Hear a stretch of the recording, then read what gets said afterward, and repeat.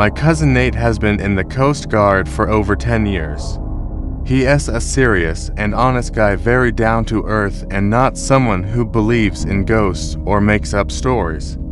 He told me this strange experience he had, and every time I asked him to repeat it, the details were always the same. This happened in 2017, when he was sent on a maintenance trip to a remote lighthouse off the coast of Maine called Madness Rock. The lighthouse sits alone on a rocky island far from shore. The only way to reach it is by boat or helicopter. There's just the lighthouse and a small building for tools and fuel. No electricity, no plumbing, and barely any phone signal. The lighthouse works on its own, but it still needs human checks now and then. Normally, one person goes alone, but because there had been strange electrical problems the year before, they sent 2 people, this time Nate and a man named Russell. At first, everything was normal. The days were boring, just checking equipment, testing batteries, refueling the generator, and cleaning sawed off metal parts. At night, they ate simple meals, read, and played cards.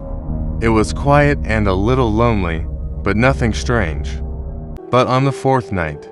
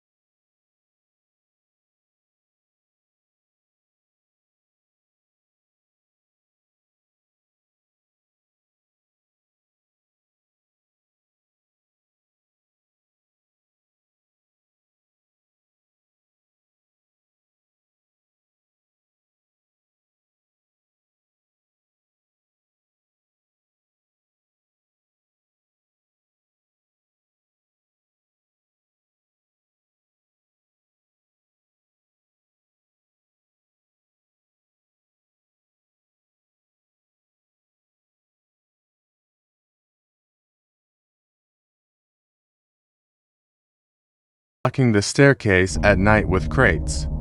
After checking the light, they'd lock the beacon room and the bottom door before sleeping. Then on the 7th night, something very strange happened.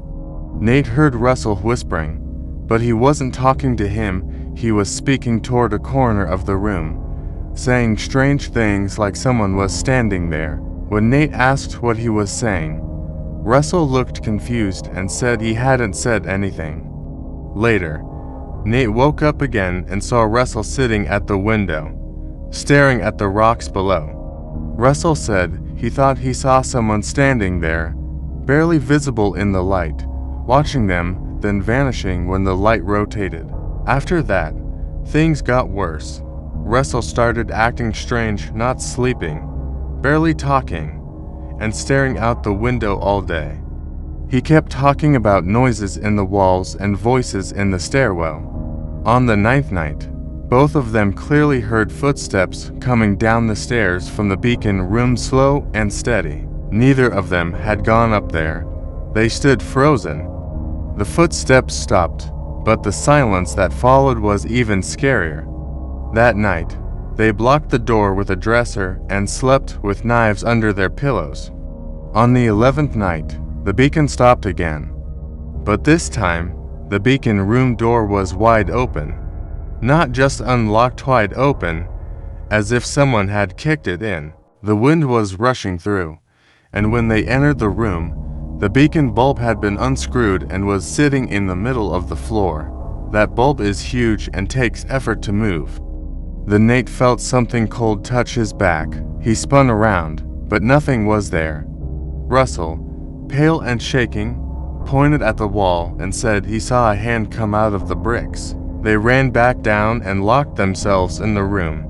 Nate didn't sleep at all. Russell sat in the corner, rocking back and forth, whispering to someone invisible. The next morning, Nate called for an emergency pickup using the satellite phone, saying there was a serious mechanical issue. The rescue boat came that afternoon, but here's the creepiest part. The crew asked them about the distress call they got at 12 a.m. that morning. Nate was confused. He hadn't used the phone until daylight. They said they received a static-filled call where a voice said something like "someone's here with us," then it cut out. Russell didn't say a word during the ride back. He quit the Coast Guard a few months later and never spoke about what really happened. Nate still works in maintenance, but he says he'll never go back to Mountainous Rock. In a quiet fishing village in Newfoundland, Canada, there was an old, crumbling lighthouse that sat alone on a cliff by the sea. The lighthouse hadn't been used in years, its light hadn't worked in decades, and no one had tried to repair it. Over time, people in the village simply stopped talking about it. They didn't go near it, and when asked why, they would just shake their heads or say, "It's haunted," but they never explained much more than that. Then came Cal, a retired engineer from the city. He was in his early 60s, smart, kind, and friendly. After years of working in loud, busy places, he wanted peace and quiet. So, he bought a small cottage near the village and moved in. Over time, he became a familiar face. He went on long walks, helped neighbors with small repairs, and became well liked by everyone. One day, Cal started getting curious about the lighthouse he'd seen off in the distance. He passed it many times on his hikes and began asking people why it was left to rot. Some people warned him to leave it alone. Others didn't say much at all, only suggesting it was best to stay away. But Cal didn't believe in ghost stories or old legends. To him, the lighthouse was just another building, one with history and maybe even potential for restoration. So, one Saturday morning, he packed a bag with water, snacks, a flashlight, and his camera. Before leaving, he told his neighbor where he was going. Then he set off on foot, walking toward the cliffs. It was a foggy day, but not unusual for that part of the coast. His neighbor saw him reach the edge of the lighthouse property just before he vanished into the fog. That was the last time anyone saw Cal. When night came and Cal didn't return, the neighbor wasn't too worried at first. Cal often took long walks and liked to explore. But by the next morning, when he still hadn't shown up, the neighbor alerted the village. A search party went out, walking the cliffside trail to the lighthouse. When they arrived, they found Cal's backpack, flashlight, and thermos placed neatly outside the open door of the lighthouse. His camera was next to them, but there was no sign of Cal himself. They searched the lighthouse from bottom to top. The stairs creaked under their weight, the walls were covered in dust and mold, and everything inside looked like it hadn't been touched in years. But there were no signs of struggle, no footprints on the stairs, and no damage. It was as if Cal had reached the door, placed his things down, stepped inside, and vanished. When they checked the camera, it had only a few photos on it, mostly of the outside of the lighthouse. The last photo was taken from just inside the doorway, showing the spiral staircase leading up to the top of the tower. That was it, nothing else. Police and search teams got involved. They used dogs, boats, drones, and even divers to check the cliffs and the surrounding sea. But after several days, they found nothing. No footprints beyond the door. No trail leading into the water. No sign of a fall or accident. It was as if Cal had simply disappeared into thin air. 2 weeks later, the same neighbor who had seen Cal leave was walking his dog near the cliffs again. It was a foggy night. He happened to glance toward the lighthouse and saw something that gave him chills. The beacon light flashed, just once, then went completely dark again. He rushed to call the authorities, but when they arrived, the building was quiet and empty. The beacon was broken, just like before. There was no power, no working equipment, and certainly no reason for the light to flash. Since that night, nobody goes near the lighthouse. Even tourists are warned to stay away. Some people in the village say that if you go near it on a foggy night, you might hear footsteps on the gravel, even if you're alone. And if you're really close, you might hear a man's voice whisper something from inside the tower. I just wanted to see inside. My name is Gregory, and this story comes from my old friend Ian, a man I've known for years and deeply respect. Ian wasn't just anyone. He was in his 50s, strong, serious, and the kind of guy who had lived a hard but honest life. His skin was tough from decades working along the coast, and he didn't scare easily. That's why, when Ian finally told me what happened to him back in 2013, I didn't laugh. I didn't even question it, because if Ian said something weird happened, then something definitely did. At the time, Ian was doing contract work in marine salvage and coastal repairs. Basically, whenever something broke near the ocean docks, bridges, underwater cables, even old lighthouses, Ian would be the guy called to fix or inspect it. He had done this kind of work for over 30 years.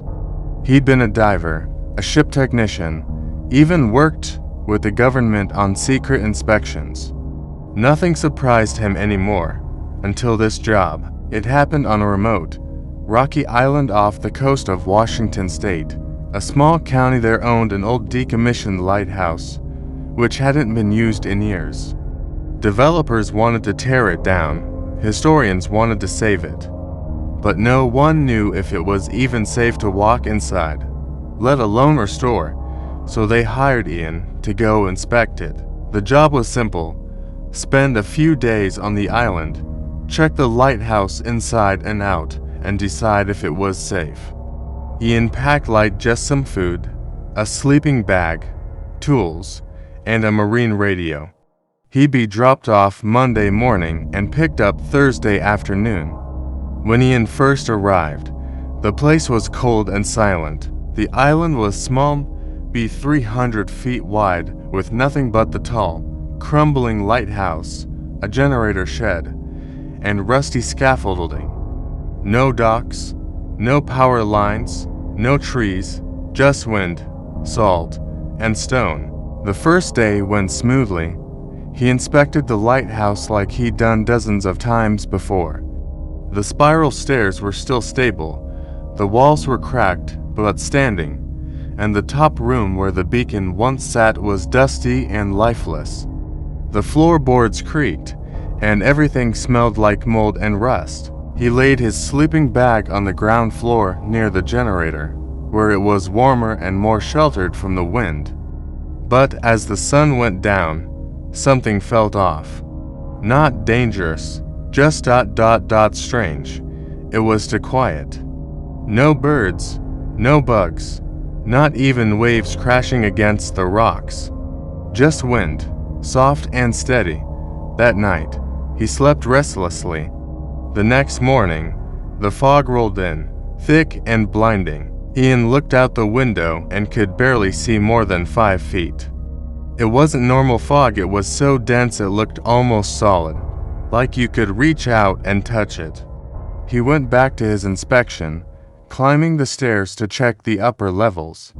That's when he noticed something strange. On the second day, he passed a small maintenance closet built into the wall halfway up the stairs. The day before, he tried to open it, but the hinges were rusted shut. Now, the door was cracked open, just an inch, but definitely moved. He hesitated but pushed the door open. Inside was a dark, narrow space, and sitting in the far corner was a small wooden box, about the size of a lunchbox. It was damp, covered in green moss, like it had been underwater. Ian didn't open it. He just shut the door and made a note to report it. That night, something woke him up. He couldn't explain what it was. There wasn't a sound exactly, but more like the absence of sound, like everything had frozen in time. Then he heard footsteps, slowly moving upward on the spiral stairs above him. At first, he thought it was an animal. But animals don't climb upward in perfect rhythm. They don't move like that. He grabbed his flashlight and stared at the stairwell. Nothing came down. Eventually, the footsteps stopped. The silence returned. The next morning, Ian checked everything again. But now the box had moved. It was no longer in the closet, it was sitting out in the stairwell, closer to the main floor. He stared at it, trying to make sense of it. Finally, he picked it up. It was heavier than it looked, waterlogged and nailed shut. Still, he didn't open it. He left it at the base of the stairs and stepped outside for fresh air. That's when he saw something that shook him. Barefoot prints in the mud outside. Not boot prints or shoe marks bare. Wet feet leading from the side of the lighthouse to the edge of the cliff. But there were no prints coming back. Just a dozen or so steps that ended at the drop into the ocean. Ian stood there for a long time, confused and unsettled. Nobody was scheduled to visit until the next day. So, where did the prints come from? He thought about calling for an early pickup, but the fog was too thick. The boat wouldn't make it. So, he locked every door, every window, and jammed the stairwell shut with a heavy pipe. Then, he tried to sleep. That night, around 1:30 a.m., he was jolted awake by the sound of the beacon room door slamming upstairs. The whole tower shook. Then came the most terrifying sound of all, 3 slow knocks. Not on a door or a window, but on the wall, like someone was standing inside it, just behind the bricks, tapping to get out. Ian didn't move. He stayed frozen in his sleeping bag, heart pounding, waiting for morning. When the sun came up, the box was gone. The closet was wide open. At that point, Ian didn't care about the job anymore. He used the radio and called in for emergency extraction, saying he had a medical issue. They told him they'd try to reach him within a few hours. Even though the fog hadn't cleared, Ian packed his things and waited on the rocky ledge where boats could land. He waited for 7 hours. The fog got worse. The air got colder. At one point, he heard someone walking behind him on the gravel. He turned around quickly, but there was nothing there, or maybe someone hidden just beyond the fog. Finally, after dark, he heard the sound of the boat horn and saw the searchlight cutting through the mist. He was pulled aboard by a deckhand who took one look at Ian and asked if he was okay. Ian didn't answer much. He just said the lighthouse was unsafe and should be sealed off. When he filed the report, he only said that the structure was unstable. He didn't mention the box, the footsteps, or the knocking. He told me later that he wasn't too sure if he was going crazy or if something truly unnatural had been in that tower. After that, Ian never went back. He slowly stopped taking field work. Within a year, he retired completely. Once, I asked him just once if the lighthouse was what changed him. He paused, looked me right in the eye, and said something I'll never forget. Some places aren't meant to be fixed. They just need to be left alone, in silence. I tried to research the lighthouse myself, but I found nothing. The coordinates Ian scribbled in his notes led to open water. The county only mentions a long-forgotten tower with no name, no record, and no history. It's like it never existed, and that is what haunts me the most.